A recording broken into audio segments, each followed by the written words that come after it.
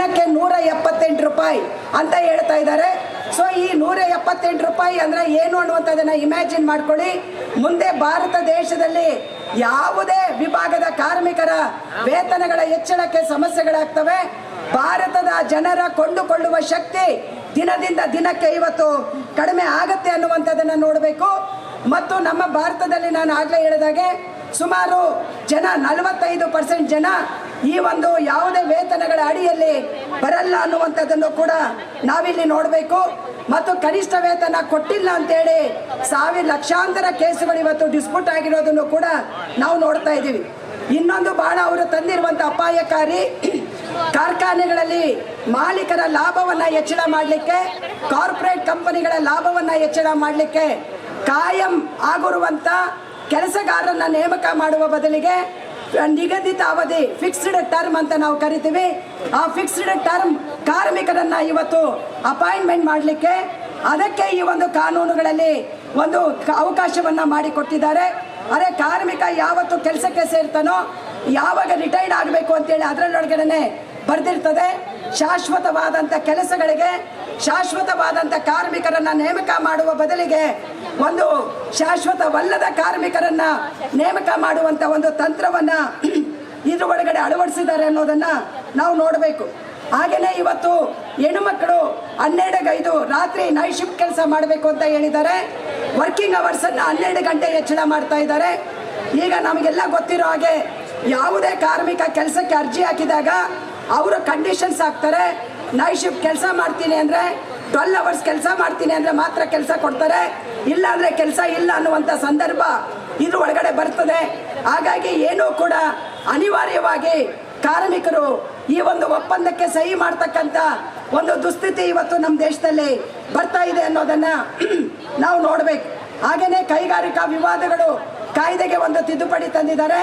ನಾವು central trade unions ಕೇಳಿರೋದು 50 ಕಾರ್ಮಿಕರು ಇರುವಂಥ ಕಾರ್ಖಾನೆಗಳನ್ನು ಮುಚ್ಚಬೇಕು ಅಂದರೆ ಸರ್ಕಾರದ ಅನುಮತಿ ತಗೋಬೇಕು ಅಂತ. ಆದರೆ ಇವರು 100 ಜನ ಈಗ ಇದ್ರೆ ಅನುಮತಿ ತಗೊಳ್ಬೇಕಾಗಿತ್ತು, ಅದನ್ನು ಮುನ್ನರಕ್ಕೇರಿಸಿದ್ದಾರೆ. ಈಗ ನಮ್ಮ ಭಾರತದ 100ಕ್ಕೆ 92% ಅಷ್ಟು ಕೈಗಾರಿಕೆಗಳು ಇವತ್ತು ಈ ರೀತಿ ಯಾವಾಗ ಬೇಕಾದ್ರೂ ಮುಚ್ಕೊಂಡು ಹೋಗುವಂಥ ಇವತ್ತು ಸಂದರ್ಭ ಇವತ್ತು ನಮ್ಮ ಮುಂದೆ ಬರ್ತದೆ ಅನ್ನೋದನ್ನು ನಾವು ನೋಡ್ತಾ ಇದ್ದೀವಿ. ಈಗಾಗಲೇ 12 ಲಕ್ಷ ಪ್ರಕರಣಗಳು ಕಾರ್ಖಾನೆಗಳು ಮುಚ್ಚಿರುವಂಥ ಪ್ರಕರಣಗಳು ಕೋರ್ಟ್ಗಳಲ್ಲಿದ್ದಾವೆ. ಒಂದು ವಿವಾದ ಸೆಟ್ಲ್ ಮಾಡೋಕ್ಕೆ 5 ವರ್ಷ ಆದರೂ ಕೂಡ ಸೆಟ್ಲ್ ಆಗಲ್ಲ. ಆದರೆ ಆವಾಗ ಕಾರ್ಮಿಕರ ಬದುಕು ಎಲ್ಲಿ ಹೋಗಿ ನಿಲ್ಲುತ್ತೆ ಅನ್ನುವಂಥದ್ದನ್ನು ನಾವು ನೋಡಬೇಕು. ಮತ್ತು ಕೇಂದ್ರ ಸರ್ಕಾರ ಶ್ರಮಶಕ್ತಿ ನೀತಿ 2025 ತಂದಿದೆ. ಅದ್ರ ಒಳಗಡೆ ಅವ್ರು ಏನು ಘೋಷಣೆ ಮಾಡಿದ್ದಾರೆ, ಕಡಿಮೆ ವೆಚ್ಚ ಒಳ್ಳೆಯ ಗುಣಮಟ್ಟ ಅನ್ನುವಂಥದ್ದನ್ನು ಹೇಳುವಾಗಲೇ ಅವರು ಹೇಳಿದ್ದಾರೆ ಕಾರ್ಮಿಕರಿಗೆ ಕಾನೂನನ್ನು ಜಾರಿ ಮಾಡೋದು ಸರ್ಕಾರದ ಕೆಲಸ ಅಲ್ಲ ಅನ್ನುವಂಥದ್ದು ಕೂಡ ಶ್ರಮಶಕ್ತಿ ನೀತಿಯಲ್ಲಿ ಘೋಷಣೆ ಮಾಡಿದ್ದಾರೆ ಅನ್ನುವಂಥದ್ದನ್ನು ನಾವು ನೋಡಬೇಕು. ಇನ್ನು ಈ ದೇಶದ ಆರ್ಥಿಕ ಸಾರ್ವಭೌಮತೆಯನ್ನು ಕಾಪಾಡ್ತಕ್ಕಂಥ ಹಣಕಾಸು ಸಂಸ್ಥೆಗಳು, ಅದು LIC ಮತ್ತು ಬ್ಯಾಂಕ್ ಮತ್ತು ಸಾರ್ವಜನಿಕ ಸಂಸ್ಥೆಗಳು ಅನ್ನೋದು ನಮಗೆಲ್ಲ ಗೊತ್ತಿದೆ. LICಯಲ್ಲಿ ಕಾಮ್ರೇಡ್ಸ್ ಕೇಳ್ಕೊಳ್ಳಿ, 62 ಲಕ್ಷ ಕೋಟಿ ನಮ್ಮ ಆಸ್ತಿ ಇದೆ. LICಯಲ್ಲಿ 62 ಲಕ್ಷ ಕೋಟಿ.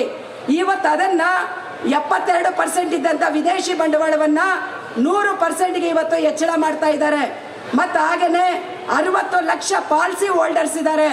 ಇವತ್ತು ಅವರೆಲ್ಲರೂ ಕೂಡ ಇವತ್ತು ವಿದೇಶಿ ಬಂಡವಾಳ ಬಂತಂತ ಹೇಳಿದ್ರೆ ಇದಕ್ಕೆ ಯಾವುದೇ ರೀತಿ ಖಾತ್ರಿ ಇಲ್ಲ. 62 ಲಕ್ಷ ಕೋಟಿ ಬೇರೆಯವರ ಪಾಲಾಗುತ್ತೆ ಅನ್ನುವಂಥ ಅಂಶಗಳನ್ನು ನೋಡಬೇಕು. ಹಾಗೆಯೇ ಬ್ಯಾಂಕ್ ಇಂಡಸ್ಟ್ರಿ ಅಂತೇಳಿ ತಗೊಂಡಾಗ ಸುಮಾರು 161 ಲಕ್ಷ ಕೋಟಿ ಒಟ್ಟು ಬ್ಯಾಂಕ್ಗಳ ಆಸ್ತಿ ನಮ್ಮ ದೇಶದಲ್ಲಿದೆ.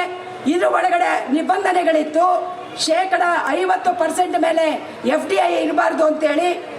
ಆದರೆ ಇವತ್ತು ಅದಕ್ಕಿಂತ ಹೆಚ್ಚಾಗಿ ಇವತ್ತು ಅದರಲ್ಲೂ ಕೂಡ ಫಾರಿನ್ ಇನ್ವೆಸ್ಟ್ಮೆಂಟನ್ನು ತರ್ತಾ ಇದ್ದಾರೆ.